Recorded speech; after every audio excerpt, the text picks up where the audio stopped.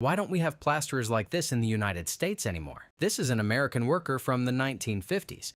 He's doing traditional wet plastering, mixing real hardwall plaster from scratch. All of it done with that old school mixer. And look at his tools. He works with a shovel and that plaster stand. Now, we're inside for the application. He's applying the first coat over the wall base, but this next step is a crucial part of the process. Watch what he does. He's intentionally scratching the entire wall with a rake. This is called the scratch coat. Those horizontal and vertical lines are what create the mechanical grip for the next layer of plaster.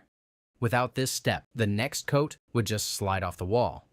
He's building this wall by hand in 3 steps: a scratch coat for grip, a brown coat to make it flat, and a finish coat to make it smooth. This is the old school 3-coat plaster method. Did we lose a valuable skill, or is this just progress? This is from the Gypsum Association for historical reference only. Why don't we have plasterers like this in the United States anymore? This is an American worker from the 1950s. He's doing traditional wet plastering, mixing real hardwall plaster from scratch. All of it done with that old school mixer. And look at his tools.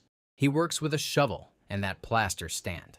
Now, we're inside for the application. He's applying the first coat over the wall base, but this next step is a crucial part of the process. Watch what he does.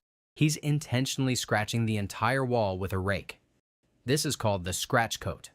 Those horizontal and vertical lines are what create the mechanical grip for the next layer of plaster. Without this step, the next coat would just slide off the wall. He's building this wall by hand in 3 steps: a scratch coat for grip, a brown coat to make it flat, and a finish coat to make it smooth. This is the old school 3-coat plaster method. Did we lose a valuable skill, or is this just progress? This is from the Gypsum Association for historical reference only. Why don't we have plasterers like this in the United States anymore? This is an American worker from the 1950s. He's doing traditional wet plastering, mixing real hardwall plaster from scratch. All of it done with that old school mixer. And look at his tools. He works with a shovel and that plaster stand. Now, we're inside for the application. He's applying the first coat over the wall base, but this next step is a crucial part of the process. Watch what he does. He's intentionally scratching the entire wall with a rake. This is called the scratch coat. Those horizontal and vertical lines are what create the mechanical grip for the next layer of plaster. Without this step, the next coat would just slide off the wall.